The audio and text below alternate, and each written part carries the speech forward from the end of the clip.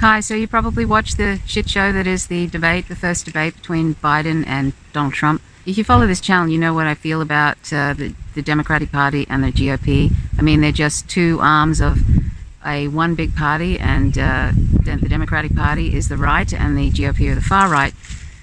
So really, when these people are arguing, it's all just worldwide wrestling. It's all just performance for people, because most of what comes out of Donald Trump's mouth, of course, is a lie. And you could say the same for Joe Biden. There were some points that Joe Biden made that were true, and there were a couple of points that Donald Trump made too about Hunter Biden profiting off his father's vice presidency and sort of doing dodgy deals. There's a couple of other things too, but basically you could say that I feel very, very sorry for and empathize with voters in the United States, because we have something similar over here.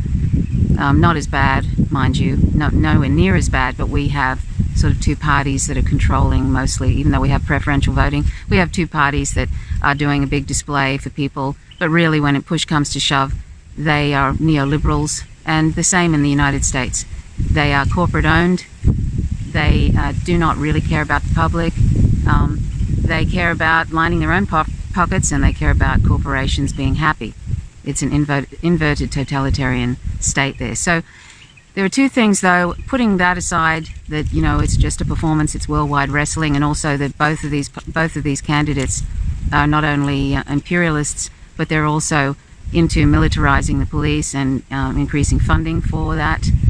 Biden has actually been an enemy of black people. The crime bill that Trump brought up, which is true, actually helped mass incarceration of black people. You know, I could go on about that, but you can actually see analysis from real left journalism about that. In fact, if you go to Media Roots Radio, they show the difference. They show actually what Biden has done in his career, insofar as what he hasn't done for black people and what he has done to make sure that black people remain impoverished, as well as being incarcerated, but basically legalized slavery in the prisons, working for corporations, and etc. So you can see that on Media Roots Radio. Avi Martin has posted something on her Twitter feed that you can look at, and you can see that in real left journalism, the analysis of what they have done and what they haven't done, and the lies that they're telling. I'm not going to get into that here because I'd rather just point out a couple of things that really stuck out for me, because I really feel like Donald Trump, no matter what he says, I mean, he could, you know, like he said, he could shoot somebody on Fifth Avenue or something and he'd probably get away with it. I really feel at this point his base wouldn't care what he says. His base see that white people are going to end up as a minority, and that's all they care about, and they see Donald Trump is going to help prevent that from happening with his racist policies, also with his supporting, along with the police, militarized police. They're both supporting the far right. That's not a stretch to say the police are supporting the far right. They absolutely are. He is seen as like the white savior of the white race, and so I would see that a lot of far right Trump supporters, including the many, many hate groups in the United States, the white supremacists, wouldn't matter what Trump said in a debate, they are completely for him, because they see that he is their supporter, that he is going to help destroy the left, and this ridiculous idea that somehow Joe Biden and the Democratic Party are the radical left is just so laughable. I mean, if anybody buys that, they absolutely they're politically illiterate. They don't really understand what's going on. Joe Biden is basically a Republican. He shares all the same sort of ideas that Donald Trump does. He just has a way of making it sound like he's for diversity. He just lies. He pretends like he's for black people. He just lies. They just lie like rugs, basically, both of them. And so does the Democratic Party. And Nancy Pelosi, when push came to shove in an interview just recently, the interviewer said to her, "So what are you going to do to sort of help people get through this COVID thing?" And she couldn't give an answer. She said, we're going to keep speaking out. Well, that's not any sort of answer to help people who are on the verge of eviction or are being evicted, the tens of millions that cannot pay rent anymore, that haven't received that pitiful $1,200 check. That's not going to help any of those people. So she is actually using this COVID thing and Donald Trump's pitiful lack of response as a way to She says basically she's going to wait until the election, until they win the election before they do anything. So they're actually happy with people being evicted and not having any single payer health care. They're fine with that in a pandemic. They have no intentions of giving that. In fact, Biden has said he would veto Medicare for all if it came across his desk. So these people are criminals. Not only is Pelosi a war criminal, because she knew about the lies that Bush was telling about the weapons of mass destruction. She admitted that on TV. And all sorts of other support. She's supporting these takeovers of Venezuela. They're helping with these coups, as the U.S. has done for decades. And she's also profiting off her position, even though she says she has the awesome power of Speaker of the House. She's doing nothing to help people, and they will not bring in Medicare for all, even in a pandemic. These people are corporate-owned, and so it's laughable that they should criticize Donald Trump for anything. They're all in cahoots, and they just give this big performance every 4 years, and then they go back to business as usual. And that's what will happen if Biden gets in, which is unlikely. I really do. I feel it's unlikely, even though he put up a reasonable performance, and I definitely call it a performance, with probably drug-enhanced performance for sure. Even though he's put up a pretty good performance here tonight in this debate, I really think Donald Trump is going to get in. And if Biden got in, nothing would really happen. He said, in fact, that he actually admitted that nothing will really fundamentally change, and that's so true. And people will go back to sleep. People will go back to sleep and think everything's fine now because we've got Biden in. That's what's going to happen. And that's not the case. They're as fascistic in many ways, the Democratic Party, the corporate Democrats, as the GOP are. They just have this fake, pretense of caring about diversity, caring about black people, caring about the Black Lives Matter protests. But he said he would criminalize, if people are, he makes out as if, there's lots and lots of looting and there's lots of destroying of property in these protests. And you can see, though, when you see left journalists go to these protests, they are essentially peaceful protests. So that Biden is buying into that narrative that there's great looting going on and burning and carrying on, even though, of course, they don't even acknowledge that agents provocateurs can be involved in that. People, either police or far-righters or even the FBI, can be involved in that kind of thing and have been in the past. Let's say that, that's if Joe Biden gets in, it'll just remain the same, and it'll head on to that, continuing on the fascistic path that the United States has been doing over the decades, particularly since World War II. And that's not going to stop. There's the 14 defining characteristics of fascism are already in place in the United States, and Trump will escalate that to an nth degree. Biden will do it in a slower way, but they're both heading towards that. So, there is no choice here, really.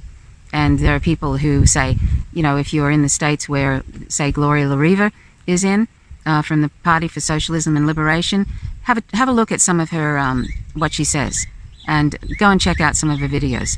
So say Trump was asked during this debate if he was going to, accept the result of the presidential election. He said if it was Biden winning, he was asked, would he accept that? Well, he didn't actually admit that he would accept that. And in fact, he's actually put out this idea to his far-right base. He wants his far-right base. He didn't say far-right, but that's a lot of people are from the far-right, and he includes the Proud Boys in that, to go to these polling stations and see what's going on. Well, that to me is just very thinly veiled code for go down and intimidate voters at these polling stations. Really, that's what it is. So that's what he's putting out. That's a real fascist thing. That's what the United States is hypocritically complaining about, all these countries that actually have transparent elections like Venezuela.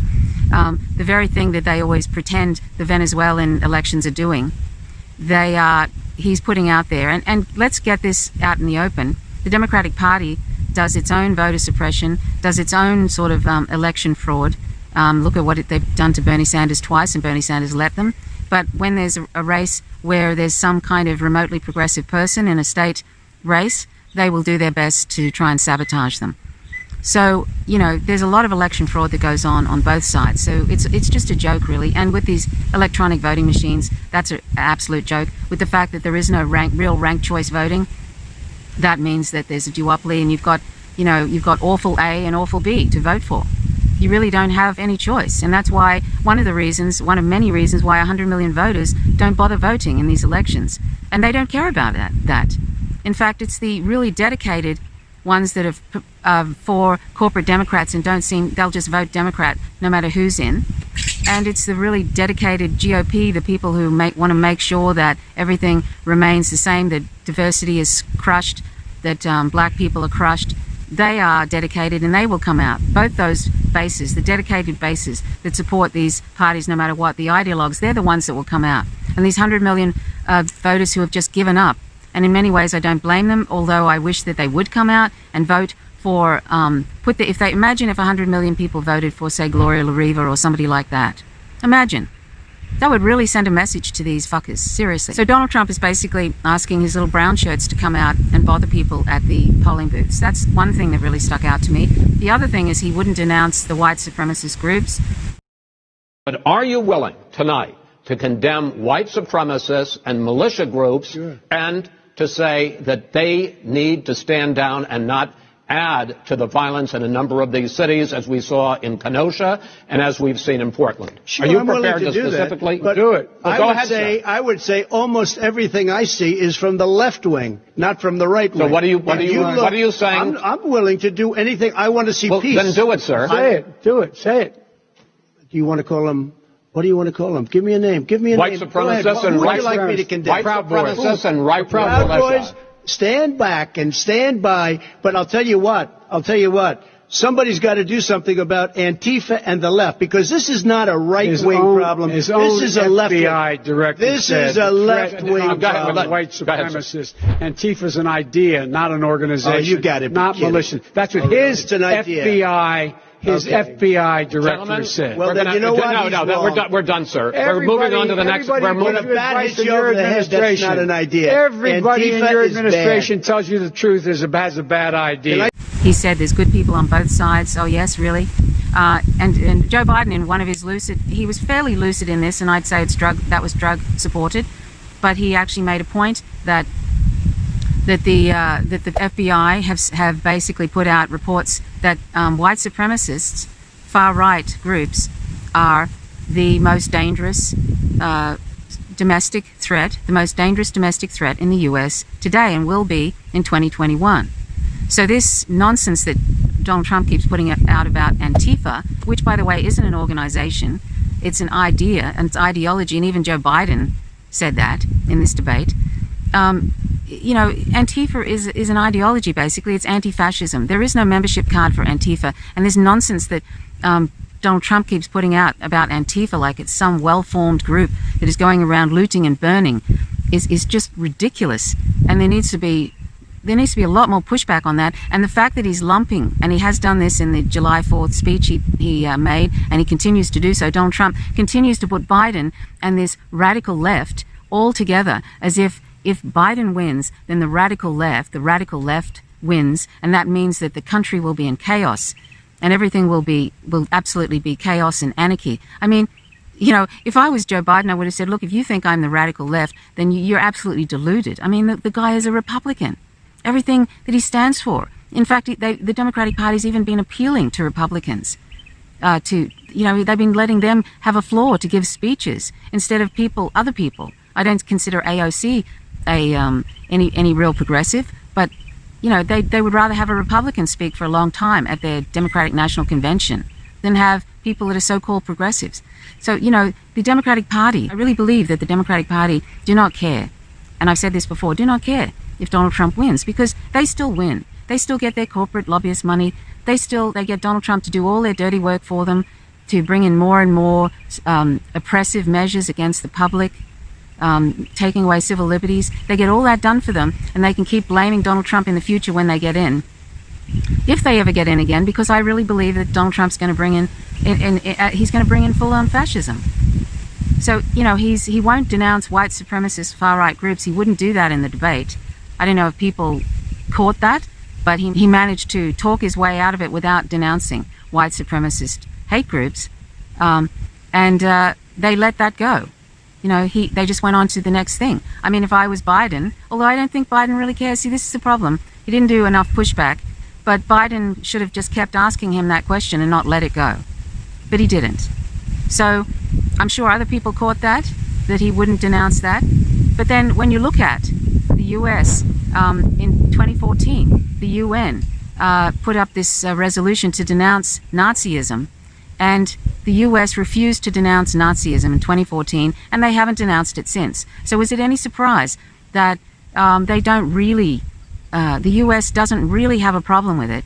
Because really they have all the defining 14 characteristics of fascism already. And look at those, you can find them online, look through them and you will see them all. Because these two nominees, and all of them really in the past, just lie. They lie, and it's a big performance like worldwide wrestling. That's what I pay attention to, because I see that, and I've talked about this before, that the US is lurching closer and closer to fascism, and Donald Trump will take them there faster. But they're already behaving in a fascist manner all over the world. They may not be marching into Poland, goose-stepping into Poland, but they're basically overthrowing democratically elected governments, installing dictators. They've been doing it for decades. They will continue to do it. They're trying to overthrow Venezuela. They're trying to start a full-on war with China and Russia. They're trying to invade Iran. They're constantly going around. They're basically worse than the Nazis. And they have their own situation happening. They may not be putting people in gas ovens, but they are doing things that are, they may not be doing overt things like that, but they are killing black people every single day, 3 people a day, and disproportionately black people are killed by the militarized police. The police, and they've actually also, there's a law now that basically in a few states where you can actually run down protesters and you won't get prosecuted. I mean, what kind of a shit show is that? You know what I'm saying? What kind of a shit show is that when it's okay to run down protesters? There are so many things wrong. What is a country that has the NDAA, the National Defense Authorization Act, where you can arrest people, citizens, without counsel indefinitely, and you can even assassinate them? They've already assassinated 2 American citizens by drones. It's all legal. I mean, this is already sort of fascism in action. And look at what they're doing to Julian Assange. This is the press freedom. He's not even an American citizen, and they've got it so sewn up with Western allies that they have had him as a political prisoner since 2010, and they're basically going to extradite him. There's a kangaroo court in the UK. He's basically doing what journalists do every single day. He's a publisher and a journalist. He's had a whistleblower come to him to release important war crimes information and also political corruption, and he's released that to the public digitally. And he's now being, basically, he's going to be put in prison for 175 years, which is a death sentence. And he's already been psychologically and physically tortured. The UN Rapporteur on Torture has said that. And this is what they're okay with. Both Biden and Donald Trump are okay with that. And when that happens, when Julian Assange is extradited to the US, and I can see that definitely happening, and he's going to be thrown in special administrative measures, that's going to be happening to a whole bunch of journalists. And all those stupid journalists who think that that's fine, what's happening to Assange, if they put one foot out of step with what the national security state want them to stay with, then they can be looking at the same kind of thing. You watch. I mean, you know it if you watch this channel. I'm sure you're already aware of that. So, what they did to Chelsea Manning, who's a whistleblower, basically, as Jonathan Cook said, what is happening to Julian Assange is like having a severed head on a pike outside the city gates. It's a warning to any journalist. So that's the end of any sort of journalism if Julian Assange is. And Trump, according to the Assange trials in the UK, is actually behind that, what's happening with Julian Assange. So, it's going to be pretty awful. It's going to be awful either way if Biden gets in. It's going to be awful if Trump gets in. And why do I care? Because I live in Australia. Because the whole world is affected by this dreadful, dreadful US rogue empire that basically has disregard completely for international law. In fact, said they were going to literally go invade the Hague, the International Crimes Court. And they've actually said they're going, if basically the International Crimes Court, they won't allow crimes to be investigated by the International Crimes Court, and they said that they basically they're going to start oppressing the people who work at the International Crimes Court. This is an international rogue criminal is the US empire going around is the greatest threat to world peace. It's the greatest purveyor of violence, as Martin Luther King Jr. said. It really is. And these two, Democratic nominee and Republican nominee for President of the United States, the most powerful position in the world, are already criminals, war criminals. And this is what the rest of us in the world have to put up with. And also, one of the most pressing things that is going to bring us all to extinction, including non-human animals. And you know I'm vegan and I care about non-human animals. It's their home too, and look what we've done to it. Our invasive species, what we've done to destroy this planet. Neither of those candidates really are going to do anything that's necessary, even if it were possible to save us from imminent human extinction and the sixth mass extinction, which we're on the front lines for. Even if it was possible to stop that from happening, which I do not believe it is now. Everything needed to end in the early 2000s, net zero emissions and all of that. So, you know, and even then it was probably with the propulsion of the climate crisis, it was probably eventually going to catch up and it was going to be too late anyway, even if we'd stopped it all in 2000. But just say it was possible to stop this runaway global warming at this point. Neither of those parties are going to do anything because they're corporate owned, and Trump is actually undoing any environmental protections. And you've got crazy fascists like Bolsonaro in Brazil, and our consumption of animal products is actually one of the greatest destroyers of the Amazon rainforest at 2 acres a minute now. It used to be 1 acre a minute for the last 20 years or so, and now it's 2 acres a minute with Bolsonaro in there, and that's because we're not vegan. We're creating demand for animal products, and soy is mostly fed to cows in all these feedlots all over the world. Not most of the soy that's produced when they demolish the Amazon rainforest is fed to cows.